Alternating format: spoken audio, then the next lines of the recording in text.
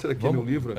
Esse aqui é o primeiro. No Rastro da Notícia. No Rastro da Notícia, eu conto aqui bastidores de 10 grandes Olha que histórias. novinho. Quantos anos aqui? Essa daqui foi em 1996. Eu tinha 35 anos aqui. Cobri a ascensão do Talibã. Quando o Talibã tomou o poder no Afeganistão, em 96. E foi um fato histórico determinante, porque a história da humanidade mudou a partir disso, né? Porque a partir disso você teve a Al-Qaeda, que foi abrigada pelo Talibã, você teve 11 de setembro, você teve um recrudescimento do terrorismo internacional, enfim. Então acabou sendo, no longínquo Afeganistão, uma história muito determinante. Eu fui o único jornalista da América Latina a cobrir isso daí. Antes de falar, é um dos capítulos desse livro. Antes de falar sobre esse capítulo, me explica esse livro aqui. Você falou que são 10 histórias, né? São bastidores. O difícil, Rogério, foi escolher que história eu iria contar, porque você imagina, tem 4 décadas dessa mortadela aqui, né? Então, o difícil não foi escolher, o difícil foi do que eu iria abrir mão, né? Entendi. Entendeu, né? O que não Mas eu procurei fazer uma coisa diversificada e entrei numa transe, assim, de ficar totalmente afastado do mundo para fazer um livro denso, um livro que prendesse a atenção das pessoas. Então, eu conto aqui, essa foto aqui eu tirei do meu cinegrafista lá no Afeganistão, e ela simboliza para mim contra a opressão, contra as armas da opressão, a informação. Isso aqui era o meu cinegrafista com a câmera, e esse aqui é um Kalashnikov do Talibã. Entendeu? Que é um grupo radical, né, que agora retomou o poder.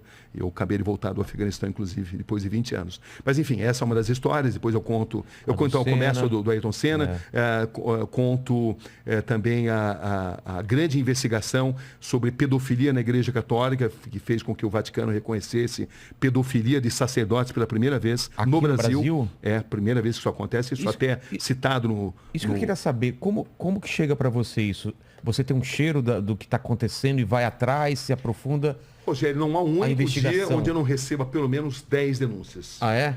Da mais diversa assim, qualidade, algumas consistentes, outras não. Eu até me sinto frustrado porque eu não consigo contemplar toda essa demanda. Por que isso acontece? Porque no nosso país as pessoas não confiam totalmente nas nossas instituições, o que é muito triste. Claro que tem aí grandes promotores, tem grandes juízes, jornalista não é juiz, jornalista não é promotor. Mas é muito comum a população procurar um jornalista para resolver déficits de justiça.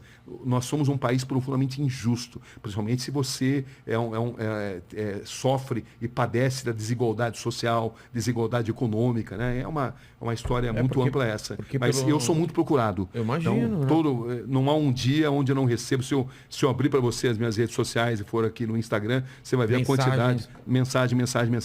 E eu fico triste por causa disso, porque eu não consigo atender a toda essa demanda. E como você faz uma triagem? Eu fico orgulhoso porque as pessoas confiam em mim.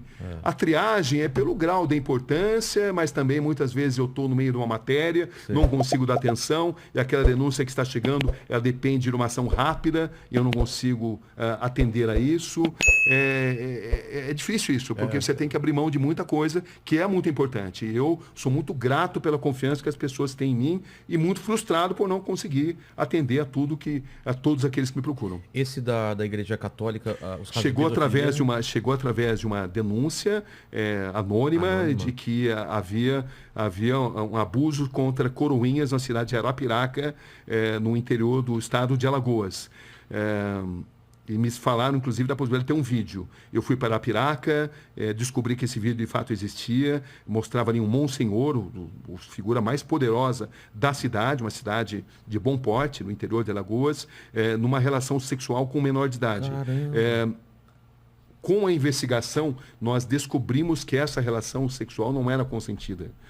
E que havia também ali a confraria do silêncio, ou seja, a igreja local abafava o caso para que isso não fosse divulgado, porque havia muita gente envolvida.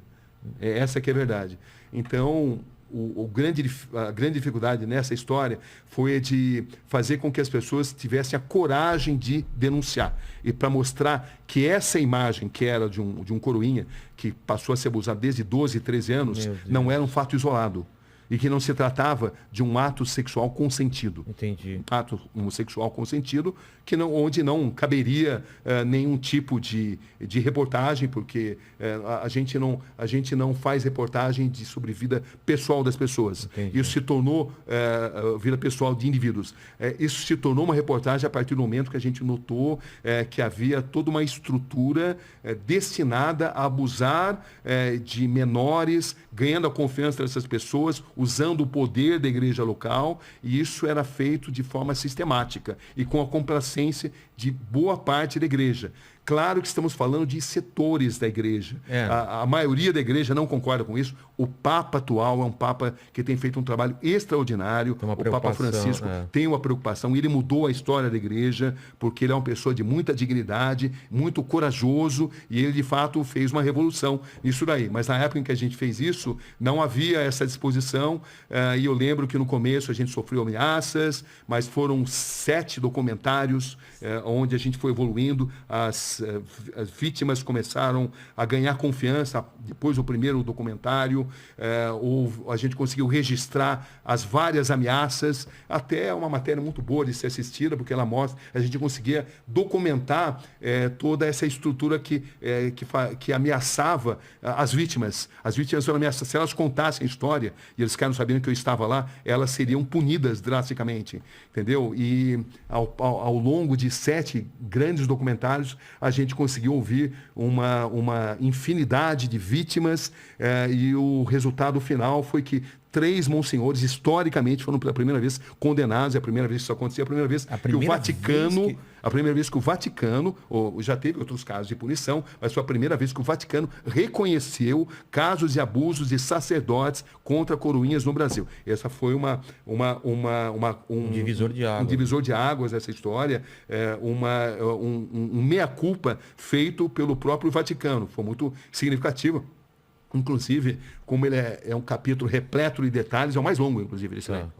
E quanto tempo você ficou Chama-se Atrás do Atrás do altar.